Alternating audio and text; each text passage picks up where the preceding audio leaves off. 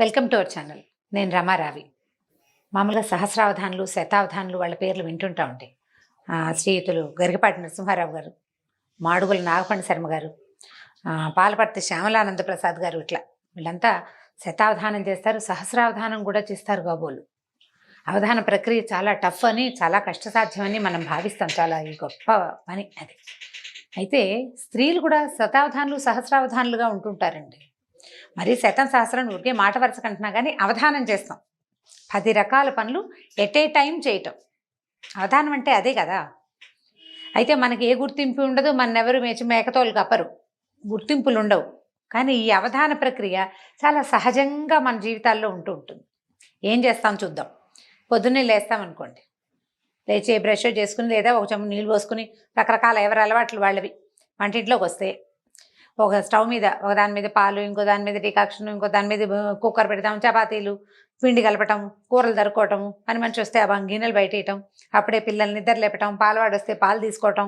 ఇప్పటికి ఎన్ని అయినాయి ఏమిటో చాలా చెప్పాను, లెక్క పెట్టగంట. ఇవన్నీ అయినాయా? వీటితో పాటు మధ్యలో ఫోన్ కాల్స్ వస్తాయి, ఆకుకూరలు మాత వినిపిస్తుంది, ఎక్కడో వినపడిన అరటిపళ్ళ వాళ్ళ కేకని చూసుకుని అరటిపళ్ళ అబ్బాయిని పిలుచుకుంటాము. ఇప్పటికి ఇంకా చాలా పనులు అయిపోయినాయి. ఇవి కాకుండా మధ్యలో పిల్లల తాలూకు మేల్కొల్పులు, చిన్న పొన్న పిల్లలు ఉంటే వాళ్ళ తాలూకు బాత్రూమ్ కాల్స్, చిట్టి పిల్లలు ఉన్న వాళ్ళకి. అక్కడి నుంచి ఇంకా కొంచెం ముందుకెళ్తే ఈ కుక్కర్లు పాలు గీలు దింపేస్తే మళ్ళీ టిఫిను, దాని ఏర్పాటు, దాన్ని ఒకళ్ళకి పెట్టడము, ఒకడికి నోట్లో పెట్టాల్సి రావటం, ఇంకొకటికి బాటిల్లో పాలు పోసి అందించాల్సి రావటం, ఇలా ఇలా రకరకాల పనులు చేసేస్తాం. మల్టీ టాస్కింగ్ అంటారు సింపుల్గా దీన్ని. ఒకేసారి రకరకాల పనులని హ్యాండిల్ చేయటం. సాధారణంగా గృహిణులు అందరూ, ఇళ్లల్లో ఉండే ఆడవాళ్ళందరూ ఈ పని చేస్తారు. మగవాళ్ళు కూడా చేస్తారనుకోండి, మనం వాళ్ళ సంగతి మాట్లాడలేదు కదా, మనం మామ్లో ఉన్నాం కాబట్టి మన సంగతే మనం మాట్లాడదాం. ఈ మల్టీ టాస్కింగ్ హ్యాబిట్గా, అలవాటుగా ఉండి చేయగలిగే వాళ్ళు గెలిచేస్తారండి ఏదో రకంగా. అప్పుడప్పుడు ఫెయిల్ అవుతుంటాం. ఈ పట్టుకెళ్తున్న గిన్నెలో ఏదో ఒకటి పడిపోతుంది, పాలు పొంగిపోతాయి, డికాక్షన్ పోస్తుంటే పక్కకు పడిపోతుంది, ఇడ్లీ పెడితే నీళ్లు కొట్టేస్తాయి, దోశలు ఎన్నిసార్లు వేసినా ఏమిటో మొదటి దోశలు 3-4 దోశలు చెడిపోతాయి, రోజు చేసే చపాతీ ఒక రోజు అదేదో దేశపు పటం వస్తూ ఉంటుంది. ఇలా ఏవో చిన్న చిన్నవి అవుతాయి అనుకోండి, చేజారి పడిపోవటాలు, కప్పులు పగిలిపోవటాలు, అవన్నీ న్యాచురల్గా జరుగుతాయి. అయినా కూడా ఈ పని అంతా చేస్తూ ఉంటాం. ఇది ఏ ఏజ్ వాళ్ళు చేయగలుగుతారు, ఏ ఏజ్ వాళ్ళు చేయలేరు అని చెప్పడానికి వీల్లేదండి. ఈ మల్టీ టాస్కర్స్గా ఉండటం అనేది ఒక బేసిక్ ప్రజ్ఞ. జనరల్గా తల్లుల్ని చూసి పిల్లలు నేర్చుకుంటారు ఇవి. ఇప్పుడు చదువుకుంటున్న పిల్ల ఏదో గబగబా కాలేజీకి తయారవుతుంది, ఏదో స్కూలు తయారవుతుంది, అమ్మాయి ఏదో వంట చేసి పెడుతుంది, బాక్స్ ఆవిడే పెడుతుంది, జళ్ళు కూడా అమ్మాయి వేస్తుంది, లే లే లే లే నిద్ర లేపటము, నీళ్ళు బొర్లిపోతున్నాయి, బకెట్లో నీళ్ళు తిప్పేసాం, వెళ్ళని, వేడి నీళ్ళు మరిగిపోతున్నాయి తీసుకోమని తల్లులే పరిగెడుతూ ఉంటారు. ఈ పనులన్నీ చేయించుకున్న పిల్లలు కాస్త పెద్దవాళ్ళు అయ్యాక ఉద్యోగాల్లో చేరి, ఏ పెళ్ళిళ్ళు అయితే ఉద్యోగాన్ని పెళ్ళిని చక్కగా బ్యాలెన్స్ చేసుకోగలుగుతారు. ఇలాంటి బంగారు తల్లులకు చెప్పక్కర్లా, వాళ్ళకు వచ్చు అవన్నీ. కొంతమందికి రావు చూడండి, వాళ్ళకి చెప్పాలి. ఎవరికి రావో చూద్దాం. తల్లులే అన్నం పెట్టి, తల్లులే తయారు చేసి, తల్లులే ఇస్త్రీ బట్టలు కూడా చూసి పెట్టిన వాళ్ళకి కొంచెం తక్కువగా వస్తాయండి. వస్తాయి వాళ్ళకు కూడా, కానీ బాగా రాదు. వీళ్ళు చాలామంది మాకు టీ పెట్టడం రాదు, మాకు అన్నం వండటం రాదు, అన్నీ మా అమ్మే చేసేది, మా అమ్మ సరిగా పెంచలేదు, మా అమ్మ నాకు నేర్పించలేదు, ఇలాంటి కంప్లైంట్లతోటి అరకొరగా పనులు చేస్తూ ఎప్పుడు తమ విసుక్కుంటూ లేదా ఎవరితోటైనా విసుక్కోబడుతూ అలా ఉంటూ ఉంటారు. బీ ఏ మల్టీ టాస్కర్, ఇది వాళ్ళ మన స్లోగన్. మల్టీ టాస్కర్ అవ్వండి, అవధాని అయిపోవాలి. మనం ఎలా అయిపోతామో చూద్దాం. ఉద్యోగం కొత్తగా చేరిన అమ్మాయి చదువు అయిపోయింది, ఉద్యోగంలో చేరింది, పెళ్ళి కాలేదు, పెళ్ళి అవల, ఇంకా అమ్మ దగ్గరే ఉంది. అలాంటప్పుడు ఏం చేస్తారంటే, పిల్లలు చక్కగా షోగ్గా తయారయ్యి ఉద్యోగాలకు బాగా వెళ్తారు, మంచి మంచి జీతాలు వస్తాయి, లేదా చిన్నదో పెద్దదో జీతం వస్తుంది అనుకుందాం, ఏదో ఇంటికి సరదాగా 2 వస్తువులు తెస్తారు, అమ్మని సినిమాకి తీసుకెళ్తారు, ఏమైనా కొనుక్కొస్తారు. ఆ పిల్లకి వేళకి అమర్చి పెట్టడం తన డ్యూటీగా భావిస్తుంది అమ్మ. డ్యూటీగా భావించి, అసలే పిల్ల కష్టపడి వస్తుందని సాయంత్రానికి పిల్ల రాగానే వేడివేడిగా ఏదో అంత తినడానికి చేసి పెట్టడం, ఒక కాఫీయో టీయో ఇవ్వటం, పిల్ల రిలాక్స్ అయ్యేటట్టుగా చూడడం, అది ఏదైనా షికారుకి వెళ్తానంటే దాని ఏర్పాటు కూడా చేయటం, బట్టలు ఉతికించడం, ప్రెస్ చేయించి రెడీగా పెట్టడం, ఏదైనా కుట్లు గిట్లు ఊడిపోతే ఇమీడియట్గా ఆ కుట్లు గబగబా చేత్తోటో కాలుతోటో ఏదో రకంగా వేసేసి ఇచ్చేసి పిల్లలకి అన్ని రకాలుగా వైనంగా ఏర్పరిచే తల్లులు ఎక్కువగా ఉన్నారండి ఇవాళ రేపు, చాలా ఎక్కువగా. మగపిల్లలకి ఇలాగే చేస్తారు. నేను పిల్లకి ఎందుకని చెప్తున్నానంటే, మన మామ్స్ గురించి మాట్లాడాలి అని అనుకుంటున్నాం కాబట్టి. ఇలా అలవాటైన పిల్లలు, ఆడపిల్లలు రేపొద్దున ఒక 4-5 సంవత్సరాలు ఉద్యోగం చేశాక వివాహం చేసుకుంటారా, అప్పుడు ఈ వెనకాల అమర్చి పెట్టే అమ్మని మిస్ అవుతారు. ఎవరు అమర్చి పెట్టకపోయేసరికల్లా అన్నీ తమే చూసుకోవాల్సి రావటం కాకుండా ఈ కొత్తగా ఏర్పడిన కొత్త అదనపు బాధ్యత ఉంది కదా, వైఫ్ బాధ్యత, భార్య బాధ్యత, అది కష్టమైపోతుంది. హ్యాండిల్ చేయలేకపోతారు, విసిగిపోతారు. పైగా అవతల వాళ్ళ వాంటింగ్స్ ఎక్కువగా ఉంటాయి. అందులో అత్తవారు వాళ్ళు ఉంటే ఇక అసలు చెప్పనే అక్కర్లేదు. మా పిల్లకి అన్నీ వచ్చు, ఉద్యోగం చేసినా మా అమ్మాయి వంట చేస్తుంది, నీకు అది కూడా రాదా అంటారు. మనం పిల్ల బట్టలు ఇస్త్రీలే చూసుకోదు, అన్నీ అమ్మాయి చేసి పెట్టిన పిల్లకి అన్నం వండటము, టీ కలపటము ఎలా వస్తుంది? చచ్చి చెడి ఎలాగోలాగా నేర్చుకోవాలి. ఉద్యోగానికి 6 నెలలు సెలవు పెట్టి నేర్చుకోమంటే కుదురుతుంది? కుదరదే. సెలవులు గిలవులు కుదరవు. ఉద్యోగానికి వెళ్ళిపోవాలి. మహా అయితే 10-15 రోజులు సెలవు ఇస్తారు పెళ్ళికి. ప్రీ మ్యారిటల్ సెలవులు, పోస్ట్ మ్యారిటల్ సెలవులు అని. అంటే డెలివరీ లాగా చెప్తున్నాను అనుకోండి, కాదు, పెళ్ళికి ముందు ఏదో మెహందీ ఉంది, అది ఉంది, ఇప్పుడు అడుగుతున్నారు కదా, ఓ వారం 10 రోజులు సెలవులు తీసుకోగలుగుతారు. ఉద్యోగం వెళ్ళిపోవాలి, మరి ఇల్లు అది చేయొద్దు, అది కూడా చేయాలి. ఈ రెండింటినీ బ్యాలెన్స్ చేసుకోవడానికి ముందు నుంచే మల్టీ టాస్కింగ్ ప్రాక్టీస్ కావాలి. I think you people catch my point. మీకు సరిగ్గా అర్థమైంది అనుకుంటున్నాను. అమ్మాయిలని దీనికి రెడీ చేయండి. ఇది ఒక ప్రీ మ్యారిటల్ కౌన్సిలింగ్ లాంటిది అని అనుకోండి. అబ్బాయిలని రెడీ చేసేందుకు ఇంకొక పాయింట్ మళ్ళీ చెప్పుకుందాం. ఇది 13-14 సంవత్సరాల వయసు ఉన్న పిల్లల దగ్గర నుంచి స్టార్ట్ చేయాలండి తప్పకుండా. ఎందుకంటే ఆడపిల్లలు ఇప్పుడు ఉద్యోగాలకు వెళ్తున్నట్టే ఇంట్లో పని చేసుకోవాల్సిన అవసరం ఖచ్చితంగా ఉంది. ఆడాళ్ళు ఎందుకు పని చేయాలి ఇలాంటి ప్రశ్నలు వేసి మీ అభిప్రాయాలు మార్చుకోండి అని మాత్రం స్లోగన్స్ ఇవ్వకండి. ఈ స్లోగన్ ఇచ్చే వాళ్ళకు కూడా డెఫినెట్గా తెలుసు మీ ఇంట్లో పని మీరు చేసుకుని బయటికి రావాలి. భర్త లేకపోతే మీరు ఒకళ్ళైనా చేసుకోవద్దు. ఎలకాలం అమ్మ ఉంటుందా? ఎలకాలం ఎవరైనా ఉంటారా? ఉండరు. మన పని మనం చేసుకోవాలి. మనతో పాటు ఇంకొకళ్ళు ఉంటే వాళ్ళ పని కూడా చేయాలి. మనకి పిల్లలు పుడితే వాళ్ళ సంగతి కూడా చూసుకోవాలి.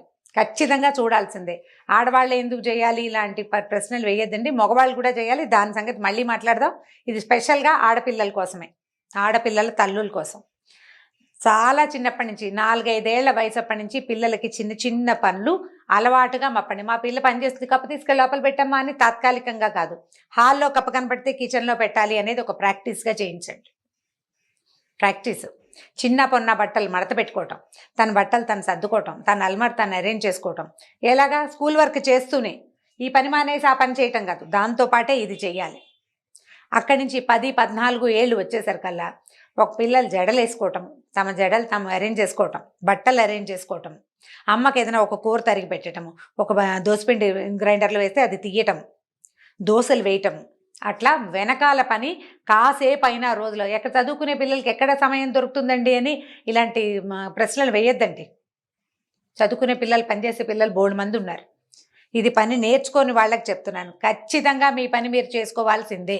మా పిల్లలు చేయరండి అని నాకు ఒక ఆవిడ ట్విన్స్ ఉన్నారు, మా వాళ్ళిద్దరు అసలు ఏ పని చేయరు, ఏదైనా పని చెప్తే పోట్లాడతారు. మా హస్బెండ్ కూడా పిల్లలకి పని చెప్తావేంటి అంటారండి, ఏం చెయ్యాలి అని అడిగారు. ఆవిడ కూడా ఇది ఆన్సరే. తండ్రుల్ని మీకు మీ పిల్లలకి మధ్యలోకి రానివద్దు, అసలు రానివ్వడానికి వీల్లేదు. పిల్లలకి పని నేర్పకపోతే వాళ్ళు అవస్థపడతారు అనే జ్ఞానాన్ని భర్తలకు ఇవ్వాలి మీరు తప్పకుండా. పనులు నేర్చుకోవాలి. ఒకటేసారి 4 రకాల పనులు చేయగలిగే కెపాసిటీ పిల్లలకి 20 సంవత్సరాలు వచ్చేసరికి వచ్చేయాలి. రేపు తప్పి తగిలి ఫారిన్ వెళ్ళారనుకోండి, పీజీ చేయడానికి వెళ్తారు, ఇక్కడ కాకుండా వేరే ఊరు వెళ్తారు, ఎక్కడైనా ఉండటానికి వెళ్తారు, చదువుకోవడానికి. పెళ్ళిళ్ళు అవ్వక్కర్లా, చదువుకోవడానికి వెళ్ళినా ఫారిన్ వెళ్ళిన పిల్ల దాని గిన్నెలు దోముకోవాలి, వంట చేసుకోవాలి, బట్టలు ఉతుక్కోవాలి, వాషింగ్ మెషిన్లో అయినా సరే, కాలేజ్కి వెళ్ళాలి, అక్కడ వర్క్ చేయాలి, మళ్ళీ ఫుడ్డు, మళ్ళీ వచ్చాక గిన్నెలు నోరు తెరుచుకుని చూస్తూ ఉంటాయి. ఇన్ని పనులు చేయొద్దు. ఏ అలవాటు లేకుండా చక్కగా అస్తాద్పరంగా అరిచేతిలో వెన్నముద్దలాగా పెంచిన పిల్ల వెళ్ళి ఏం చేస్తుంది అక్కడ? ఎంత ప్రెషర్కి లోనవుతారు. ఇదంతా ఈజీ, సింపుల్, నేను చేసేయగలను అని అనిపించేలాగా మీ పిల్లల్ని రెడీ చేయండి. అది 13-14 నుంచి తప్పకుండా స్టార్ట్ చేయాలండి. పిల్లలకి ప్రాపర్గా కూర్చోవటం నేర్పిస్తాం. సరిగా కూర్చో, బాగా కూర్చో అని చెప్తారు కదా, ఎవరైనా చెప్తారా? అలాగే ఈ పని నీది, ఇది నువ్వు డెఫినెట్గా చేయాలి అనేది ప్రాక్టీస్ చేయించండి. ఒకవేళ ఇలా కాదు, మన దగ్గర 20-22 ఏళ్ల పిల్లలు ఉన్నారనుకోండి, పెద్దగా ఏం చేయరు, అన్నీ మనమే అరేంజ్ చేస్తాం. అరేంజ్ చేయటం మానేయండి. పిల్లల్ని వాళ్ళ అరేంజ్మెంట్స్ వాళ్ళు చేసుకునేలాగా చేయండి. చెప్పండి వాళ్ళకి, వాళ్ళ అరేంజ్మెంట్స్ వాళ్ళు చేసుకోవాలి. మల్టీ టాస్కర్ అయిన వాళ్ళు గెలుస్తారు జీవితంలో వితౌట్ ప్రెషర్. నీకు ఒక మంచి ఉద్యోగం వచ్చింది, నువ్వు అక్కడ బాగా పేరు తెచ్చుకుంటావు. ఇంట్లో ఈ వెనకాల ప్రెషరు, నువ్వు ఇక్కడ పనంతా ముగించేసుకుని అక్కడికి వెళ్ళి చేయాలి. ఒక హెల్పర్ని పెట్టుకోవచ్చు. బాగా సంపాదన ఉంటే తప్పకుండా ఒక పని మనిషిని పెట్టుకుంటారండి, ఇంకెవరో కేర్ టేకర్ని పెట్టుకుంటారు. వాళ్ళని మాత్రం మేనేజ్ చేయొద్దు, వాళ్ళ అమ్మలు కాదు కదా, వాళ్ళని మేనేజ్ చేయాలి. దానికైనా మనకు మల్టీ టాస్కింగ్ రావాల్సిందే. దానికోసం ట్రై చేయాలండి. ఆలోచన మార్చుకోండి.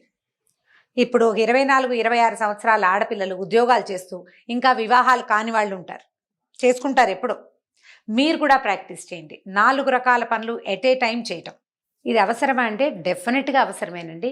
మీరు kitchen, house hold things manage చేయగలిగితే అది బ్రెయిన్ అలవాటు అయిపోతే ఏముండదండి. బ్రెయిన్లో ఓ పక్కన పడి ఉంటాయి ఆ వ్యవహారాలన్నీ, అందుకంటే ఏముండదు.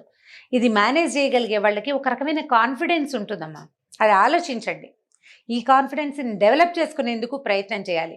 పిల్లల్లో అది డెవలప్ చేయడానికి ప్రయత్నం చేయాలి. ఒకవేళ మనకి 2 పిల్లలు ఒకే వయసు వాళ్ళు ఆడామగా ఉంటే ఇద్దరితోటి పని చేయించండి. పిల్లలతో పని చేయిస్తావా అని ఎవరైనా అడగడానికి అసలు వీలే లేదు. పని చేయించకపోతే చాలా కష్టం రేపొద్దున. ఏ రోజు ఎటుపోయి ఎటొస్తుందో తెలియదు మనకి. 4 పనులు అన్నీ చేసుకోవాల్సిందే. బజార్ వెళ్ళి కొన్ని కూరలు తేవటం, కూరలకి మనతో పాటు పిల్లల్ని తీసుకెళ్ళి సెలెక్షన్ ఇలా ఉండాలి, టమాటాలు లేదా క్యారెట్ని ఇలా తీసుకోవాలి, తోటకూర ఇలా చూసుకోవాలని 4-5 సార్లు చెప్తే ఆటోమేటిక్గా వస్తుంది. అట్లా ప్రతి పని వాళ్ళు చేసుకోగలిగేలాగా చేయగలిగేలాగా చేయండి. ఇది ప్రాక్టీస్ చేయండి. ఈ 4 రకాల పనులు చేయగలిగే ప్రాక్టీస్ ఉన్నవాడు బయటికి వెళ్ళి ఏదైనా చేస్తాడు. లేదా బయట పని ఒకటే వచ్చి ఇంటి పని రాకపోతే ఎవరొచ్చి అన్నం పెడతారా అని చూసే పరిస్థితి వస్తుంది. అన్నం కోసం వెయిట్ చేయకపోయినా చెయ్యలేకపోతారు. ఇంటిని మేనేజ్ చేయలేక స్ట్రెస్ ఫీల్ అవుతారు. ఈ స్ట్రెస్ మీకు వర్క్ మీద పడుతుంది. ఇది మీరు ఈజీగా అలవాటుగా చేసేసారనుకోండి, దీని ప్రెషర్ ఏముండదు. దీని దారి దీనిది, దాని దారి దానిది. 2 సైమల్టేనియస్గా 2 రైలు పట్టాల్లాగా నడిచి వెళ్ళిపోతుంది జీవితం హ్యాపీగా. ఉద్యోగంతో పాటు ఇంటిని మేనేజ్ చేయటం అనే దాన్ని ప్రాక్టీస్ చేయండి. ఇది కాకుండా అంటే ఇంకొక పాయింట్ చెప్పాలనుకుంటున్నా. కొంతమంది ఒక టైంలో ఒక పనే చేయాలని భావిస్తారు. 2-3 పనులు చేయరు. కాఫీ తాగితే కాఫీయే తాగాలి, కూర్చుని స్థిమితంగా ఒక చోట కూర్చుని కాఫీ తాగాలి. అది అయ్యాకే రెండో పని. పొయ్యి మీద పాలు పెడితే ఆ పాలకేసే చూస్తూ ఉండాలి. రెండో పని చేయకూడదు అంటే చేయలేరు. ఫోకస్డ్గా చేయాలి ఒకే పనిని అని భావిస్తారు. అలా అయితే టైం సరిపోదండి. ఒకవేళ మీరు కనుక అలాంటి డిజార్డర్ ఉండి ఇలాంటి ప్రాబ్లమ్స్ ఉన్నవాళ్ళు ఎవరైనా ఉంటే మన వ్యూవర్స్లో, అందుకోసం చెప్తున్నా అనమాట. 2 లేదా 3 పనులని ఎట్ ఏ టైం చేసే ప్రాక్టీస్ ఇవ్వండి బ్రెయిన్కి. 2 లేదా 3 పనులు. మామూలుగా మనం ఏదైనా రాయాలనుకోండి, చూసి రాయాలి, చూడాలి, రాయాలి, 2 పనులు కదా. లేకపోతే వినాలి, రాయాలి, 2 పనులు. మనకే వచ్చింది రాయటం ఒక పనే, లోపల ఉన్నది బ్రెయిన్లో ఉన్నది. చూసి రాత, విని రాత, 2 పనులు కదా. ఇవి రాసుకుని ఇలా చేయటం వల్ల కూడా మీకు మల్టీ టాస్కింగ్ మెల్లిగా ప్రాక్టీస్ అవుతుంది. ఒకవేళ మీరు అలా ఫోకస్డ్గా చేయలేకపోతూ ఉంటే కనుక ఏదైనా వింటూ దాన్ని రాయడానికి ట్రై చేయండి. పాట వినపడుతున్న పాటని నోట్ చేసుకోవటం లాంటివి. అప్పుడు కొంచెం బ్రెయిన్ దానికి ట్యూన్ అవుతుందన్నమాట ఈ ప్రాక్టీస్కి. ఆ సమస్యలు ఏమీ లేని వాళ్ళైతే రకరకాల పనులు, అన్ని పనులని ఒక్కొక్కసారి చేయగలమా లేదా అని చూసుకుని, ఈజీగా చేయటం ఎలా అనేది చూసుకుని వాటిని మన జీవితంలో భాగాన్ని చేసేసేయండి. అప్పుడు మీరు అన్నిటినీ హ్యాండిల్ చేయగలుగుతారు. మనం కూడా పెద్ద పెద్ద వాళ్ళ పేర్ల లాగానే సహస్రావధాని, శతావధాని అని అనిపించుకోవచ్చు. చక్కగా అన్ని పనులు చేసేసుకుంటుంది. ఇంటా బయట గెలుస్తున్నాము అని అనిపించుకోవాలంటే ఇది చాలా ముఖ్యంగా చేయాలి. ఈ ఇంటి ప్రెషర్ వల్ల ఆఫీస్లో సరిగా హ్యాండిల్ చేయలేకపోతే మనకు అక్కడ మంచి పేరు రాదు. ఒకవేళ ఆల్రెడీ మంచి పేరు ఏదైనా ఉంటుంది, పోతుంది. జనరల్గా పిల్లలు పుట్టిన కొత్తల్లో కొంచెం ఇలా కష్టంగా అయిపోతుంది. నిద్ర సరిపోదు, పిల్లల్ని హ్యాండిల్ చేయలేకపోతాము, పెద్దవాళ్ళని హ్యాండిల్ చేయలేకపోతాము, ఇల్లు వాకిలంతా క్లమ్జీగా అయిపోతుంది వ్యవహారం. ముందు నుంచి ఈ ప్రాక్టీస్ ఉన్నవాళ్ళు కొంచెం ఈజీగా చేయగలుగుతారు. కాస్త ఈజీగా ఆలోచించి చూడండి. మల్టీ టాస్కింగ్ చాలా సులువు బై ప్రాక్టీస్. ప్రాక్టీస్ చేస్తే చాలా సులువుగా ఉంటుంది. ఇది ఆలోచించి నా జీవితంలో ఇది ఉందా లేదా, ఒకవేళ ఇది లేకపోతే దీన్ని ఇన్కల్కేట్ చేసుకోవాలి అని భావించే వాళ్ళకి ఒకటి. పిల్లల్లో ఈ రకమైన ప్రవృత్తిని ఇలా అన్ని పనులు చేయగలిగి 4 పనులని ఎట్ ఏ టైం చేయగలిగే సామర్థ్యాన్ని పెంపొందించాలని భావించే వాళ్ళ కోసమే ఈ వీడియో చేయబడింది. ఇది కనుక మీకు నచ్చినట్లయితే లైక్ చేయండి, షేర్ చేయండి. మరిన్ని వీడియోస్ కోసం మా ఛానల్ని సబ్స్క్రైబ్ చేసుకోండి.